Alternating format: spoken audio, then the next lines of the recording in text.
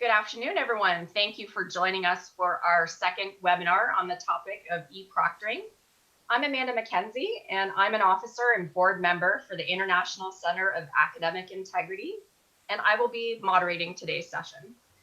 So we're happy to have you here, and as you know, e-proctoring is a topic that is in the news these days, from members of the US Senate writing letters to e-proctoring companies about student privacy, as well as a recent lawsuit filed by the Electronic Privacy Information Center, which has asked the District of Columbia's Attorney General to investigate the unfair and deceptive business practices of 5 exam proctoring companies. And we also have a recent report by Consumer Reports speaking about data security issues with proctoring software. Today we have a number of honored speakers who are joined us to give us their points of view on this topic. I'll just briefly mention them here. Jake Binstein, a software engineer and e-proctoring researcher.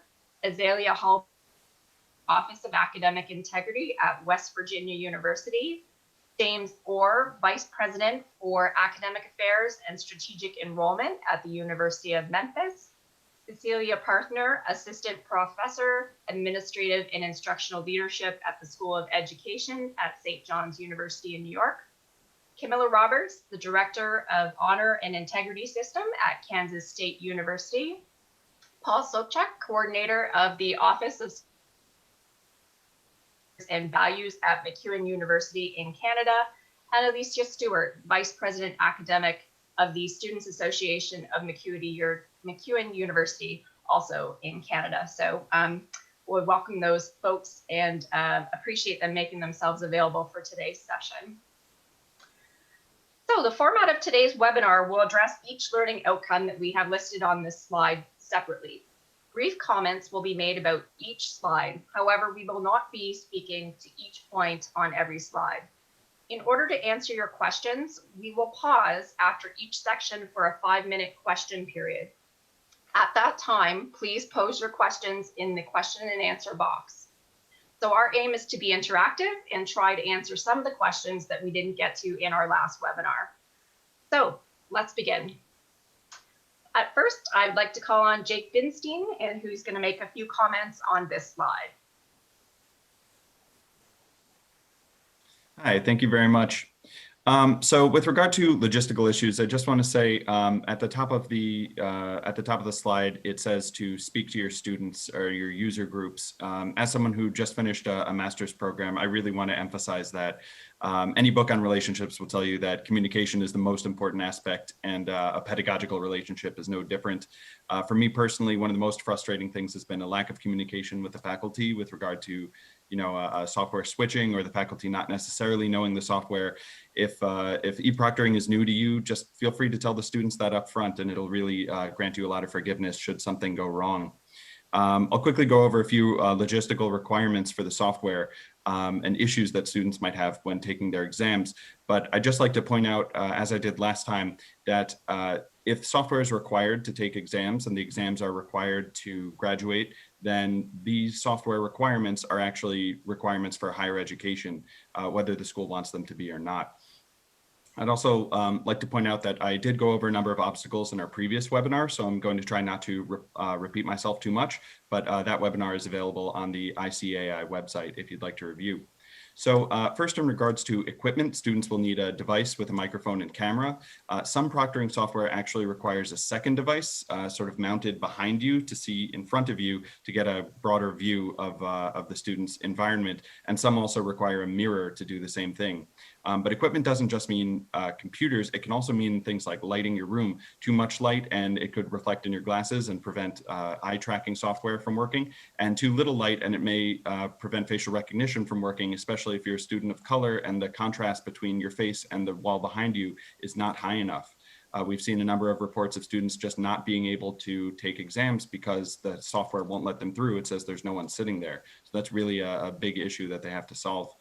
In terms of scalability of services, those proctoring vendors that use live proctors require students to book their exam in advance. If there's no proctor available during their desired time, the student just can't take that exam then. The vendors do try to increase their workers during midterms and final season, but that doesn't necessarily mean that a student can book a time that's convenient for them based on their work or their childcare schedule.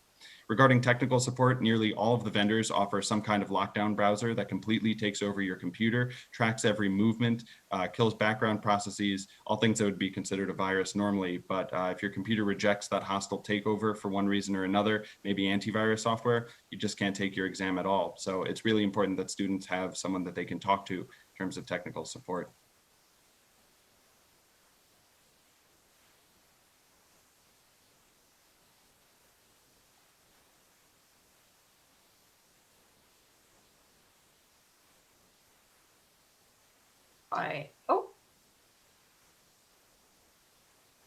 There, sorry, I was having an issue with my mute. Thank you, Jake. And I appreciate that it's kind of tricky to try and squeeze everything into 2 minutes. So thanks for doing that.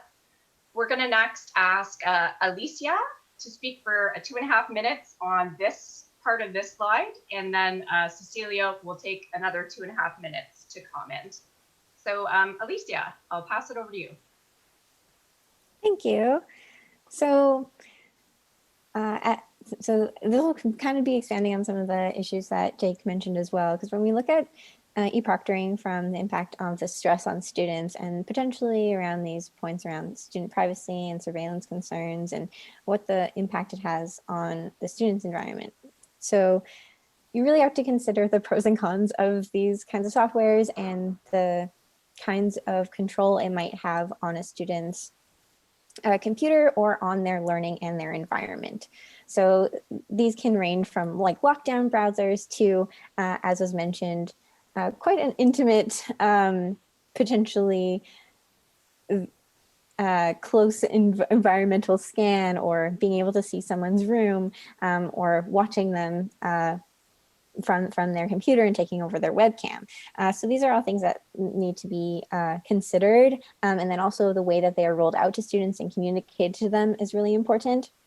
I have heard some cases where students were stressed out around the privacy and surveillance concern, because sometimes you might just cry in an exam, and then now someone's watching you and potentially able to see that. Some students are already very stressed out around those times of the year, so if someone can see into their life, maybe if they're in their bedroom, stuff like that, it can be quite draining or challenging to go through. And I think also the point of like, what does this teach students? So especially with everything moving online, there is MFA, so multi-factor authentications now, or students being very concerned about potential spam, or if you're working for a university, making sure that you're not giving away your private information, or some schools focus on that security aspect in their courses. But then if you're allowing students to, or making an expectation that they're accepting these controls from an e-proctoring software, what is that teaching them around how they value their privacy and their security? And it can open them up to security breaches, which might be something Jake can comment on later on if there's questions. And yeah, I think it's really important that the student experience is focused on, because it can have a lot of impacts on that. Thank you. I really want to echo much of what Alicia and Jake have shared in terms of some of the concerns that are happening for our students. But I'd also like to bring to the forefront that some of these experiences disproportionately impact some students over others. And we really need to be mindful when we're looking at this from an equity lens of what our students' experiences are. And so I'll start with something that I know has been in the news, has been popularized and discussed, and that's the issue of skin tone. So for darker skinned individuals, having to authenticate who you are and having trouble with that, whether it's for coursework or for an exam, presents already a heightened level of anxiety or modification that a student has to demonstrate that they belong again before they can even start to demonstrate learning, which is certainly a problem. In addition to the terrible issues around having to prove that you are what would be considered typical when algorithms do not, and modifying in those ways with additional lighting. There's also this issue that we are coming into individuals' homes, into their living spaces, and students didn't sign up for that. In many cases, this is a forced situation, and where students are able to come in and be that learner in the classroom setting. In an e-proctoring situation, we've now forced students in many cases to provide a 360 view of their living space. We're demanding that they have restrictions that may not be possible due to their living space, who is in the home, the amount of noise that they have to deal with. And that's another additional layer of anxiety. I'd also like to mention the requirements around eye contact and defining what would be typical also disadvantages individuals for whom that presents difficulty, whether they don't fit a neurotypical norm or some other algorithm construct of what we consider normal. I'd also like to offer that for those who exist outside of our gender binary restrictions that we know exist in higher education, that can be difficult for them in terms of authenticating. And so there are huge impacts for students in differing ways, and we should be mindful of that. Thank you so much, Cecilia. We have one more slide before we're going to stop and take questions. I'm going to pass it over to Jake to speak to this one. Thank you very much. So I just want to point out that we actually found an article published just yesterday in Consumer Reports. I won't mention the actual brand name of the vendor, but vendor was hacked this past semester, and a lot of information in this Consumer Reports came out about security information, the fact that their code was mismanaged in a number of ways. It's a very interesting read. Just Google Proctor and hack, or eProctor and hack, and you should be able to find that. Regarding the last point on this, the data management and security, as a software engineer, that's really a big concern of mine. And I want to make a few points. The first is that thankfully we see that people are increasingly aware of the use of their data and its manipulation. What we find with e-proctoring is that the software records videos of students, and then that's stored on servers by the e-proctoring vendors, and then teachers can access those videos in order to determine whether or not a student was cheating. I'm not going to directly accuse any company of anything. I have absolutely no proof, but I want to point out that using the software, we have in computer security parlance a vastly increased attack surface. We now have software on the computers of tens of thousands of students that can turn off background processes and turn on webcams, and that's extremely dangerous. And you might assume that you can fully trust the e-proctoring vendors. So on the one hand, that might actually be true, but there are myriad cases of computer security issues where one company builds a backdoor into their software and another company or hackers exploit it. So we effectively have a backdoor into every student's computer at this point. The second point is that maybe you really can't trust these vendors. It's perfectly possible that in the rush to move classes online, universities didn't do their due diligence in investigating and performing security audits of these vendors. And furthermore, in an effort to vastly increase their server capacity and service capacity, it's possible that vendors tripped over themselves and made a few security mistakes along the way. So in conclusion, I guess I want to point out that all of these security issues are not something that universities themselves can handle. These are all things that have to be handled by the vendor. And we're really trusting these vendors a lot to delete the videos when they say they will, and to never use their software in any way that doesn't make sense, and also that the security prevents anyone else from recording or accessing those videos or using their software. And I'm not sure that universities during this crazy COVID time have really done their due diligence to make sure that every vendor that they use has proper security practices. Thanks, Jake.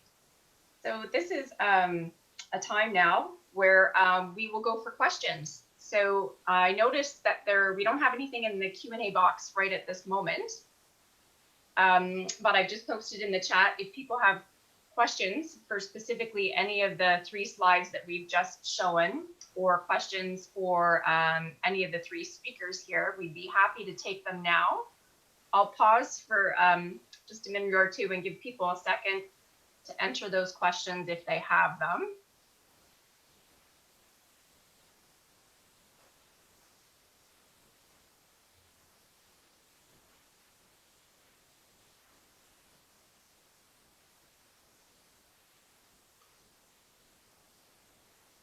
All right, we do have a question for Jake, and maybe you can just post it in the chat. Possible to get a link to that piece about the e-hacking.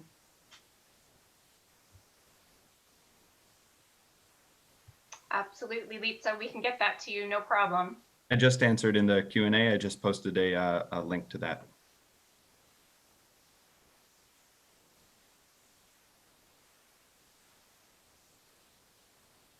Okay. Well, we will have more time for questions because we dedicated sections where we will pause. So I will encourage you if questions do. Oh, there are some questions coming in now, I see. Camila, I'll let you maybe moderate those. Okay, that's fine. Thanks. So one individual was not directed to any of the presenters, said everything you said makes sense, but what's the alternative?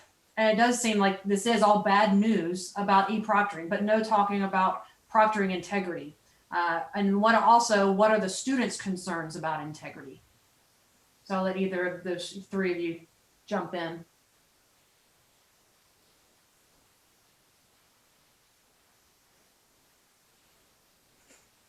Kind of goes a little bit with the second question as well, but what are the other alternatives? And I know we're going to touch a little bit on that later on in this webinar, but for the three presenters, do y'all have thoughts about what are some alternatives? If I may, I think what we can really spend time doing is keeping those lines of communication open. There seems to be a lack of understanding, I think, on the part of the faculty, on the institutional communication line, and also what gets delivered to students around how we use the software, how integrity is managed, and what and how that's used, how it's operationalized in terms of student discipline and things of that nature.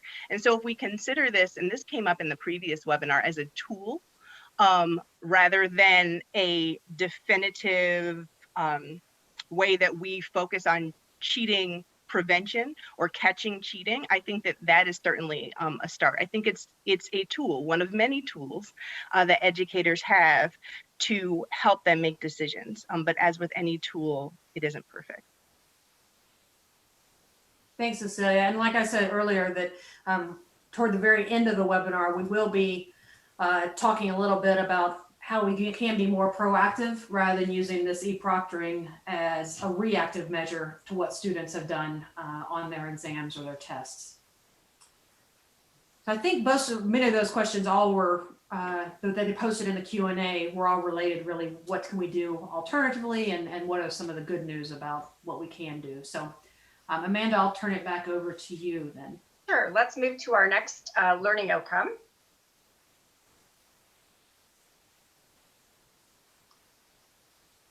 Okay, and we're going to start off with James.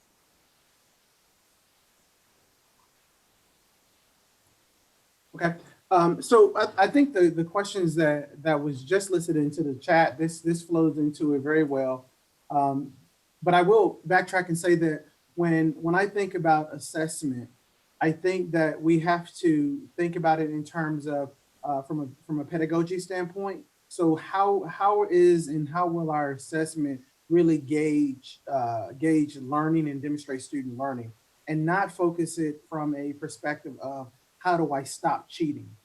Because the research is very clear that one of the best deterrents to academic dishonesty is more from a pedagogy strategy, and also trying to focus this genuine commitment to learning, where students can demonstrate that they've learned the material. So really not focusing so much on, when I'm designing assessments, how do I stop this academic misconduct, or how do I make sure that I'm watching the students, but how do I help demonstrate and help a person truly learn?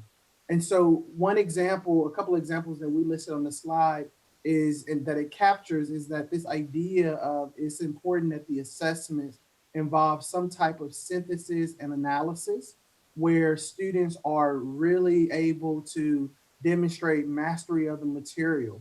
I encourage people to use open book tests and exams, because in the real world, when they go out, they will oftentimes have to consult resources. So the idea that a student is consulting resources in some instances is not a big deal, because the questions have to be ways that they can apply what they are learning and that they can demonstrate mastery of the topic. We can also consider things like avoiding high stake tests and high stake assessments. So final exams, sometimes you may not give a final exam, or if you give a final exam, you may not give an exam that is as many, that's what I would consider very high stake, and it comprises a large percentage of the student's grades, where you would be concerned about them engaging in academic dishonesty. Because we know from a pedagogy standpoint, really what works best is that you're learning and assessing students' learning and giving feedback along the way, as opposed to using some high stake test or exam.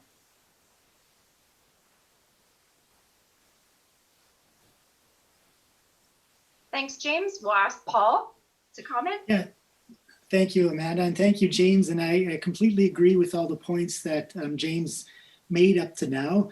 I've also heard from colleagues, though, in the STEM fields particularly, that some of the alternatives that are deemed pedagogically valuable just aren't feasible for them, and whether that is because of the nature of the material that they're teaching. So, for example, if and this is not the STEM fields, but in anatomy, for example, students just have to be able to identify or recognize certain body parts. And it's really difficult to turn that into a higher order thinking skill.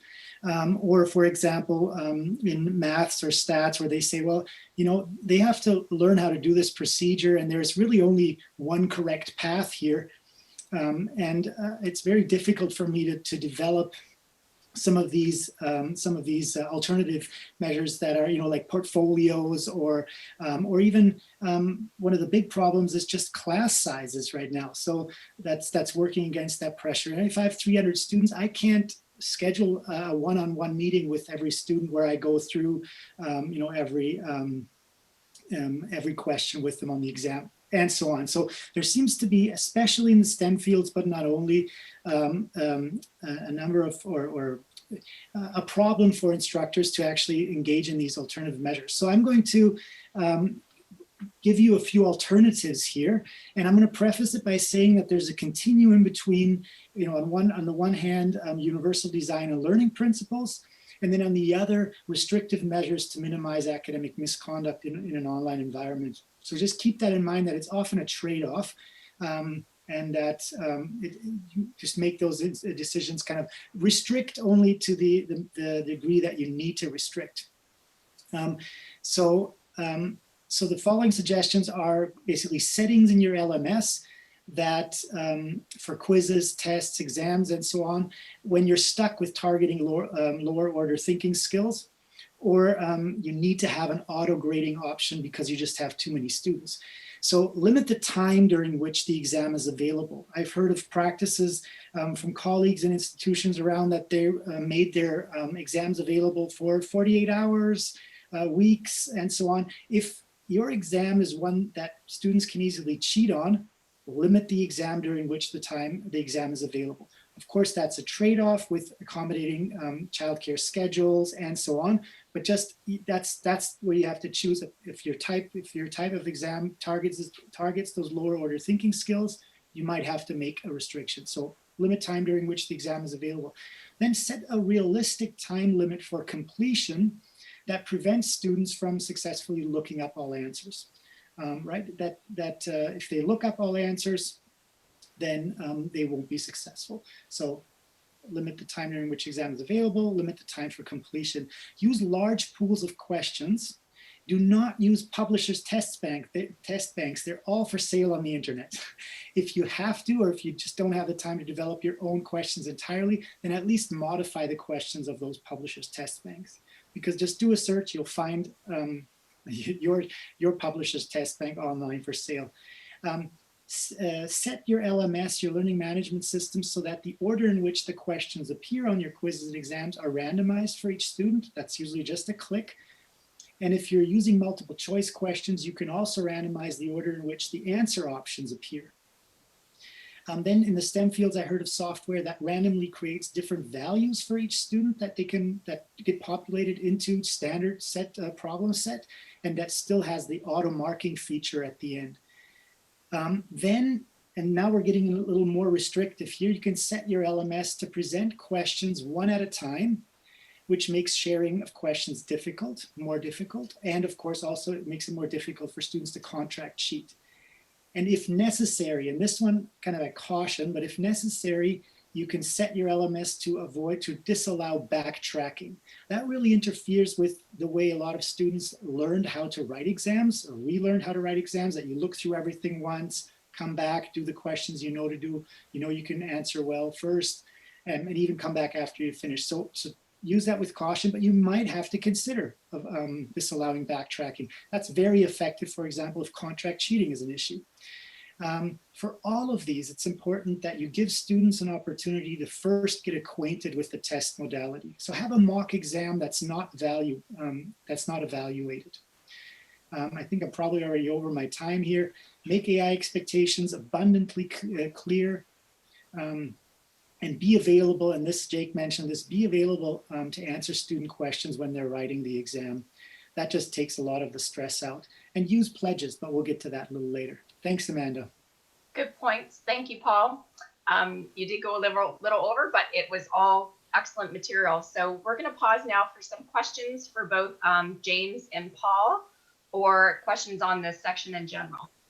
Yeah, and of course, as we are moving along in the session, some of the information is building on each other. So there are some questions that go back to you in the first part. But to ask James and Paul, first of all, especially what Paul mentioned about those alternatives, especially in the STEM fields.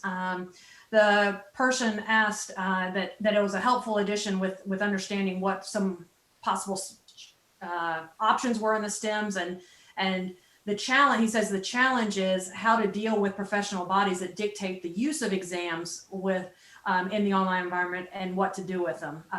Also, they said it would be useful to have the equipment of trusted status for e-proctoring vendors, or at least a way to call out any dubious vendors. So we've got a couple questions there. So why don't we start with Paul, if you want to talk about what are some of those challenges, if you know it, or James, of how to deal with those professional bodies that dictated it does need to be proctored.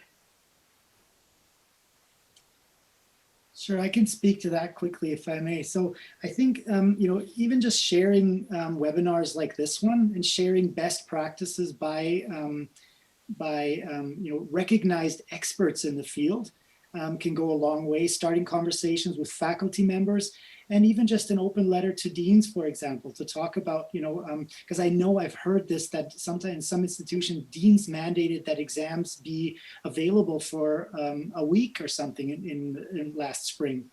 And, that can be, that might be okay for a term paper or an open book exam that targets the higher order thinking skills, but it might not at all be effective, or it might actually invite cheating for a 100-level STEM field course, for example. So I think it just has to be a nuanced discussion. And I think, sharing information like this one, using your outlets and your news outlets on campus to create some awareness around that, engaging your student associations, we'll get to that too, I think are all good strategies to do that. All right, and the next question, that second part of that one question was, do we have a way to determine which e-proctoring system might be the best? And so I want to pass this on to Alicia, who might be able to talk about what her institution does to figure out which e-proctoring system or company to go with. Yeah, sure. Thank you so much. So at Coon, we actually haven't decided yet on an e-proctoring.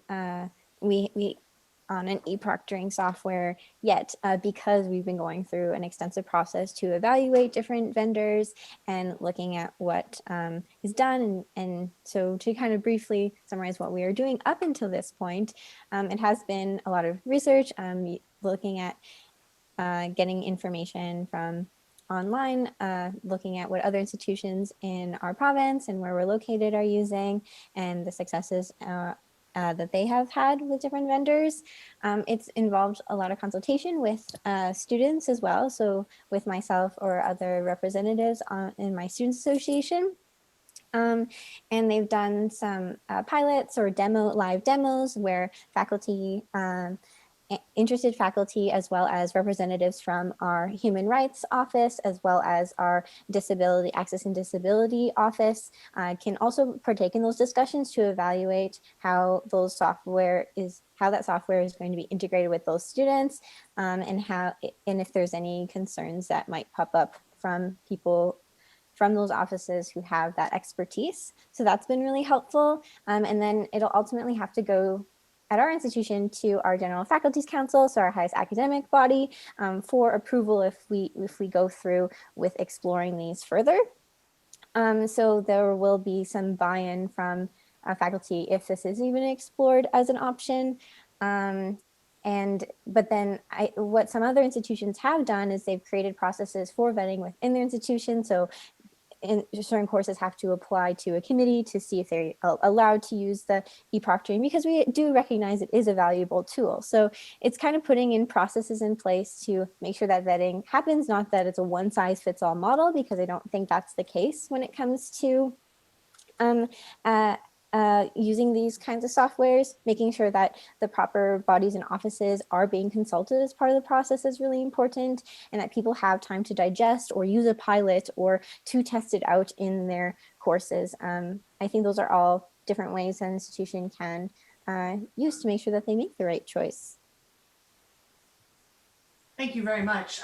The last question in this section I want to talk about, I'm going to have James answer it, is there's been a couple of comments about what do you do to assist the professors and instructors about their workload, because all some of the things that both Jake and Paul and James talked about was that we should do different questions, and they said that takes a long time. And so how do you balance doing that extra work without overwhelming the professors? So I'll give this to James first of all.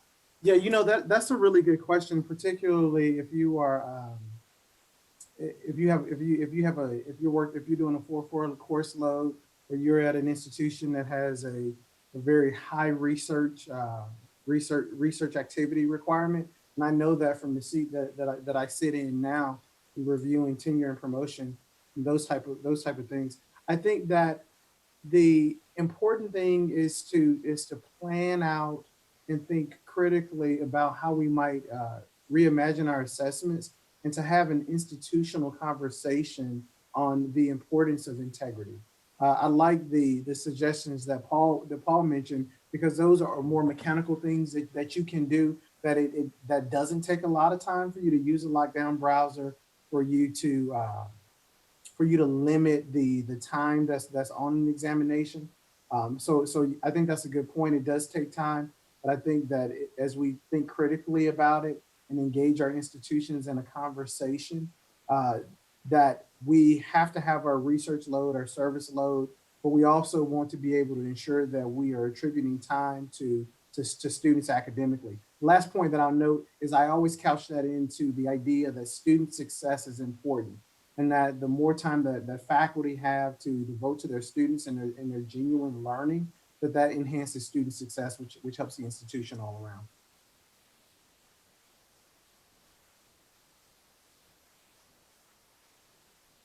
Okay, thanks, James. To keep us moving along, we're going to look at the next section, and I will forward our slide here. We are going to have Cecilia speak for a few minutes on this one, and then Azalea. Thank you. So when I think about faculty and student engagement, it's really this idea that we're able to promote integrity by strengthening the lines of communication, by building trust, by having conversations about, if we do require e-proctoring, for example, that we're recognizing the challenges that might bring up because of surveillance issues, because of the feelings that it evokes, increased anxiety and things of that nature. And so I think having those conversations about the things that we're cautious about is important. But more important is this idea that we're promoting integrity. And I don't think anyone has gone into the profession of teaching students to be the cheating police. Right? No one wants to have to focus on that. We want to focus on learning and being able to assess that learning in appropriate ways. And some of that comes from being able to describe to students the value of integrity, what that's going to mean to them professionally. And it sounds really simple, but sometimes just describing very specifically what that means in various contexts. But in addition, sometimes we need to let them know that you're familiar with the different tools that they're using to mine test answers. You know, we can easily access Chegg and some of the other programs that help to build these things out for students. And that information isn't always accurate and they didn't learn. And so building those conversations with students and also demonstrating our own personal integrity in the classroom I think goes a long way in building that trust and setting up the heightened expectation. We recognize that students commit academic misconduct, but it's more important to build up the integrity of the community and institutionalize that. Thanks, Cecilia. Azalea? All right, thank you, Amanda and Cecilia. Thank you for those insights. I'm going to focus a little bit more on the idea of connection that you see on this slide. And I think we all know that in general, students need to feel a sense of connection with their instructor, with the material that they're learning, and with the assessments that they're actually doing in the course. This is something that in both research-focused and practitioner-focused conversations in my current role that I've had with students, this has been a theme I've heard repeatedly, that students see less of an issue cheating in entry-level courses, in large courses, again, many of them entry-level, that they see as a checkbox on a list of requirements. Once we see students getting into major courses, these tend to be smaller, more relevant to their interests, and therefore more enjoyable, and we start to see a drop-off in misconduct. Well, of course, as we all know, we're now living in a moment of profound disconnection, where even students who typically might do their own work are removed from their instructors. They're removed from this community that they've become a part of in their time at our universities and colleges, and they're struggling to adapt to new and different kinds of assessment in many cases. And so there's now this psychological distance, as well as a physical and emotional distance between students and instructors, between the work that they're being asked to do in classes and what they see as the practical applications of that work. And so we see an increase in misconduct. And this is where e-proctoring in particular presents some significant downsides, because now we're adding in a layer of surveillance and policing of behavior, which furthers the us versus them divide. And even with some of the other mechanisms to promote integrity that we've discussed, students can still interpret e-proctoring as another point of disconnection with faculty and a breach of trust, or a demonstration of a lack of trust. And even when there is good communication from the faculty, from the students, we have to recognize the challenge that communication, and by extension, building of these connections in the virtual space, is mediated by both the communicator and the receiver. I know we've all seen situations, I see in my job, I see situations where faculty will communicate, and the way that 3 different random students interpret those communications is profoundly different. And so there are just a lot of uphill challenges.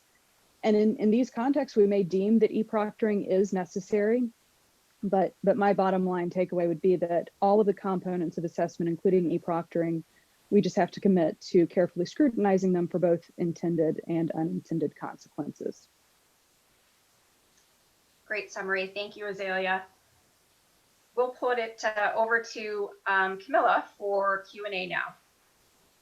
Okay, the first question I have, I'm actually going to let Alicia answer it, but it really relates, and then Azalea and Cecilia, if you have comments after as well. But with the connection between students and faculty, Can you, Alicia, can you talk a little bit about the idea of why it appears that it's only faculty members making the initial effort, and why can our students are not seeming to be able to talk to their peers about integrity, especially if they are not happy with their private information being shared? And so can you talk a little bit about that? Yeah, for sure. I think this is an excellent question, and it's something I've been thinking a lot about these days as a student representative. So I think there's a few parts here. I really just want to commend the comments that Cecilia and Azalea have made on that piece of communication between the faculty and the institution to the students around what they value when it comes to their education. I think that's so important, and that trust piece, because you hear stories of where there is that lack of trust, then it kind of can feed into problematic behavior, because it can't just be a one-sided street where they want to trust the students, but you have to give them permission to feel like they are being trusted and have some kind of things that they can go on, and not just like they're being policed. I think from a student perspective, initially, when you look at these kinds of controls and seeing into your life, I mean, you can see where I live now, and there's a cat tree behind me, and if I have pets, maybe if they're moving in the background, is that going to impact my test score? I think those are kind of an initial knee-jerk reaction, because we talk about like privacy and freedoms and security. So I think that's reasonable to suspect that students are going to have those concerns up front, because that could have very real consequences for their grades or their marks, or just their well-being, especially in terms of a pandemic that's going on, and the other stresses that are going into. I think during these times, we're just trying to survive and go day by day, and sometimes it's harder to have that time to really reflect on what are those values that we have in our institution, what is that trust that we want to build. And so I think it's important to remind students of those kinds of things and foster those relationships and that communication with students in a less stressful environment, so that they have that opportunity to kind of think more holistically and what their role is and what they want to get out of their education. If that makes sense. I think we could talk about this topic for a while. We'll get into some things that you can do, like engaging with your students association to work on educational campaigns with students, to encourage them. That's what my institute at McEwen has done. They've engaged me, and I've been promoting academic integrity, and I can be a resource for students if they do have questions. So, and this is peer-to-peer education, as I'm also a student. So I think that can be very helpful in reminding students, because I think a lot of them, they do care about academic integrity. I've heard students say that I'm worried with all these open book exams or with no proctoring methods that other students might cheat, because then that'll devalue my education, or it's going to give other students the upper hand, but I don't want to do that, right? So hopefully that's making some sense. I think this is a big thing to unpack, but encouraging involvement with students, getting their feedback earlier on the process so that they understand the pros and cons and why institutions made the decision to go with an e-proctoring tool, so that they understand those kinds of things, I think would really help. Not just kind of have to react, but you're engaged in the process, so you understand a bit more of the background and the why, not just that it's kind of seemed like the scary thing, if that makes sense. Thank you. All right, I'm going to pass it back to Amanda so we can move on with our webinar. Thanks. Just being mindful of the time, because we have a couple more learning outcomes to cover and people who are going to speak. So we'll probably take a little less time for questions now, so we can hear the people presenting. And Camila, it's over to you. I'm actually going to have Azalea speak first for this one. Yes. All right. So in my role, I manage misconduct cases, e-proctoring and otherwise. And I'm also involved in the educational proactive side of things and policy. So I want to share some of my kind of broad philosophical thoughts about this question of resource allocation and managing these cases in a time where we see an increase in misconduct. And I'll start by saying that, quite honestly, I don't have all the answers. I don't think any of us would claim to have all the answers. From my perspective, this semester in particular has stretched my team at WVU beyond what we thought our capacity was, and we've just taken it a day at a time in terms of allocating the scarce resources that we have. And I mean scarce just in the purest textbook definition of scarce resources. We only have so much time in a day. We only have so many people to devote. And so it's just been something we've tackled one day at a time. But again, I do want to touch on a few of the considerations that I've had in mind this semester and year, especially related to e-proctoring. And first and foremost, we have to keep in mind, whatever our roles are, who our stakeholders are. Yes, my team of direct reports is working incredibly hard to manage these cases, but we're not the only ones. Our faculty are on the front line addressing these issues, spotting misconduct, deciding whether to report it. So we have to think about them. We have to think about the time commitment of our appellate officers on the back end of cases.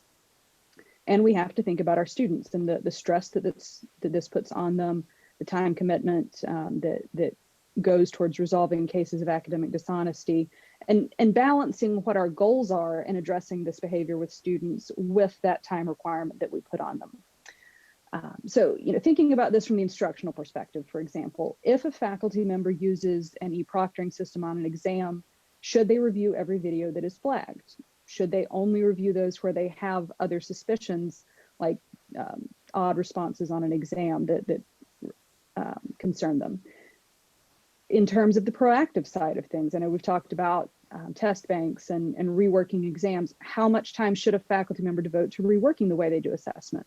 And these are all legitimate questions related to resource allocation across the institution, but they're also tied intrinsically, in this case, to how each instructor sees themselves.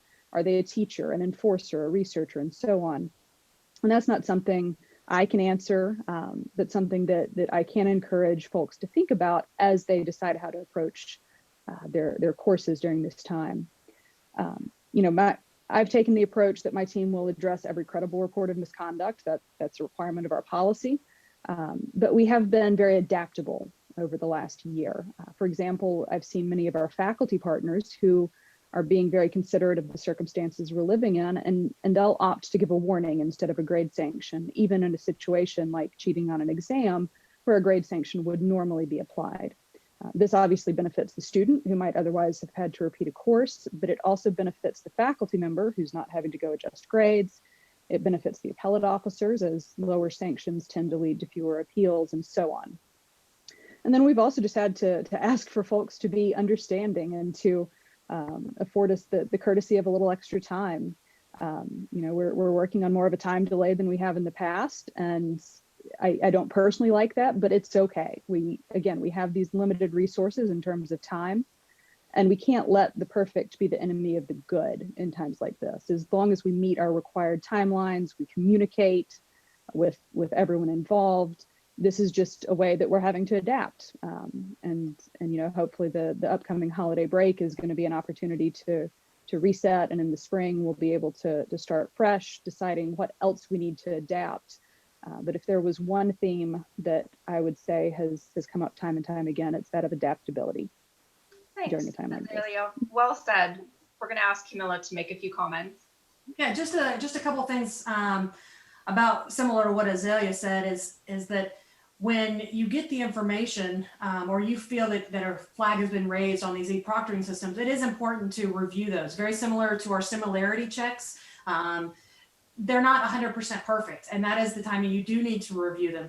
But I think the main thing is you also need to understand the policy in place for what your institution has. And for my institution, we look at more of what is more plausible rather than proof. And so you have to determine, is it more plausible that they actually were looking at something? And we've talked about lockdown browsers quite often, but many students have many more devices. So were they really just kind of looking down at their lap? You have to determine that.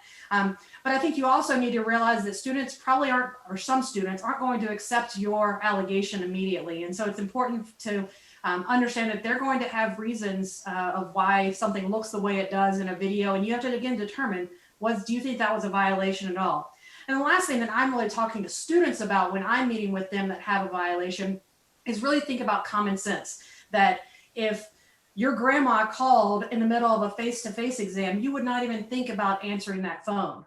So then why would you think about answering a phone when the professor has no idea who you might be talking to in the middle of an online exam? And so students are, especially if they've not had much experience with online tests or online classes, they're choosing to make decisions that they would never choose to do if they were in a face-to-face class. So it's talking to your students about making those good decisions and teaching them in that regard. So those are the couple of things that I just wanted to mention very quickly. And I don't see that we have any questions right now for myself or Azalea, but feel free to post them. But I'm going to turn it back over to Amanda, and we can move forward just since our time is a little short. Thanks, Camila. Just to keep us moving along, because we are getting close to the top of the hour, we're going to have James, Alicia, and Paul speak on this slide, and then we'll take one final round of questions. James.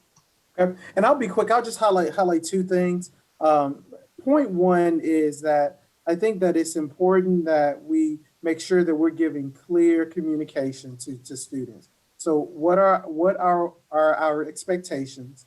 How will they be assessed? And then what will happen if we find that academic misconduct has occurred? And I think that we shouldn't assume that students know, and we should make sure that we're communicating with them. The second thing that I would encourage people to do is to remember that not all acts of academic misconduct are because of some moral failure or ethical issue. And that as much as we can use acts of academic misconduct as teachable moments, and sometimes those teachable moments do require reporting the case, going through the adjudication process, depending on what your policies require, and we should do that. But we should also use it as a time to reassess what we're doing, and then the instructions that we're giving the students, and using those situations as examples to help students avoid future violations. That's all I'll say now because of time.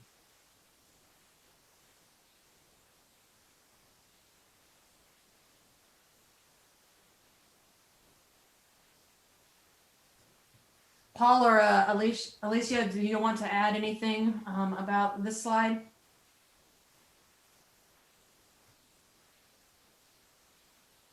Sure. I think we have to explore restorative resolutions. So this is something that we've started doing more recently at my institution that has, I think, proved really worthwhile and a really interesting opportunity for students and faculty, because what we see often with students who might cheat, especially in an online environment, or have an academic integrity violation, they might not understand the gravity of the situation if they're just given a penalty that's purely punitive. So if they have an opportunity to be engaged in conversation and really reflect on the harms so that they can get to that value piece of why academic integrity is important in academia, like why this is something that we have policies and procedures, and why there's even these penalties around, like what are the long-term kind of harms. And you can really explore that with a student around the reputation of an institution, how it harms other students potentially. And I think that can be rewarding and a good learning experience for the people involved, so it can lead to less repeat offenses.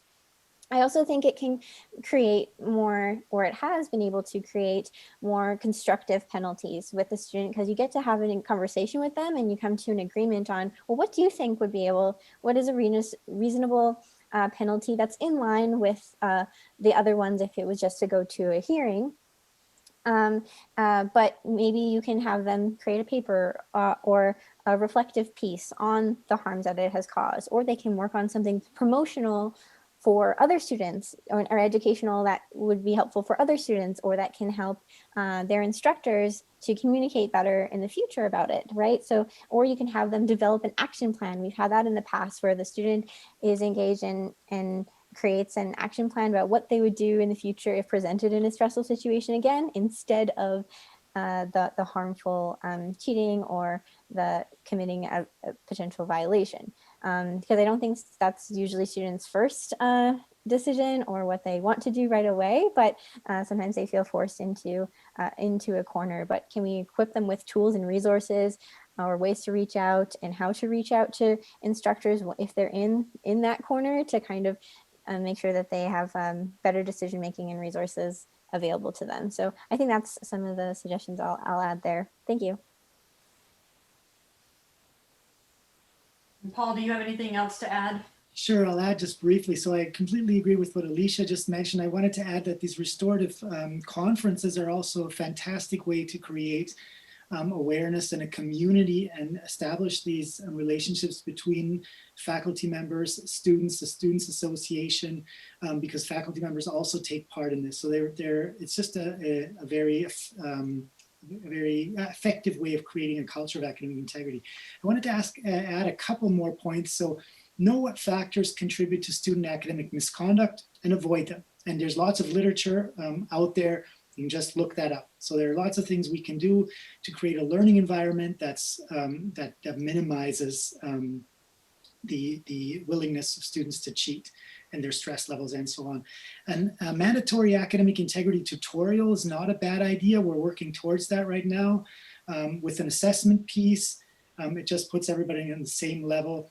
It's been mentioned before, talk about academic integrity in terms of values, not rule compliance or not only rule compliance. And that includes pledges or personal accountability statements. Make sure that those statements are not just focused on rule compliance, but that they also actually appeal to students' values. And there's research that shows how effective that can be. And then maybe lastly, just model integrity and show that you care about it. As instructors, that goes a long way as well. It's actually, yeah, there's lots of research on that as well. Thanks. Thanks, Paul. Camilla, do we have some questions that we can answer in the final moments before we have to wrap up?